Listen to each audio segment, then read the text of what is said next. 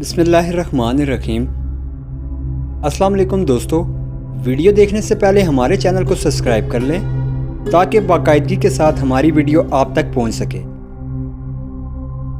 حضور نبی کریم صلی اللہ علیہ وآلہ وسلم کے وصال کے قریباً 10 دن کے بعد ایک عربی مسجد نبوی کے دروازے پر آیا۔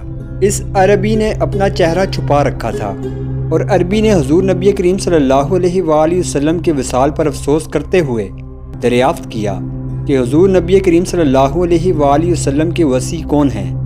حضرت سیدنا ابو بکر صدیق رضی اللہ عنہ نے حضرت سیدنا علی مرتضیٰ کی طرف اشارہ کیا۔ اس عربی نے حضرت سیدنا علی مرتضیٰ رضی اللہ عنہ کی جانب توجہ کرتے ہوئے سلام کیا اور حضرت سیدنا علی مرتضیٰ رضی اللہ عنہ نے اس کے سلام کا جواب دیتے ہوئے اس عربی کا نام پکارا۔ عربی نے حضرت علی مرتضیٰ رضی اللہ عنہ کے منہ سے اپنا نام سنا تو حیرت میں آ گیا اور پوچھنے لگا، آپ کو میرے نام کے متعلق کیسے معلوم ہوا؟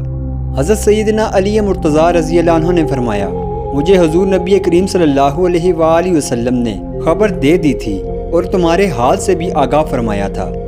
حضرت علی مرتضیٰ رضی اللہ عنہ نے فرمایا، تمہارا نام مظہر ہے اور تم عرب سے تعلق رکھتے ہو۔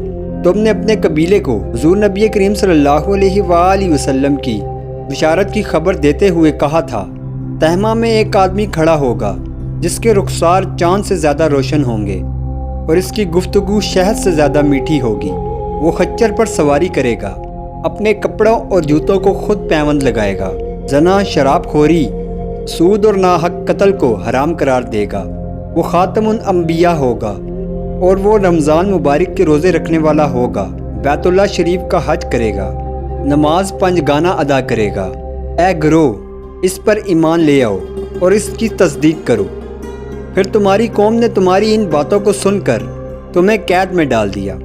جب حضور نبی کریم صلی اللہ علیہ وآلہ وسلم کا وصال ہوا تو تیری قوم سیلاب سے غرق ہو گئی اور تجھے قید خانے سے رہائی نصیب ہوئی۔ پھر تیرے کانوں میں غیبی آواز آئی، اے مظہر، محمد صلی اللہ علیہ وآلہ وسلم وصال فرما گئے ہیں، تم ان کے صحابہ کرام سے ملنے مدینہ منورہ جاؤ اور حضور نبی کریم صلی اللہ علیہ وآلہ وسلم کے روضہ مبارک کی زیارت کرو۔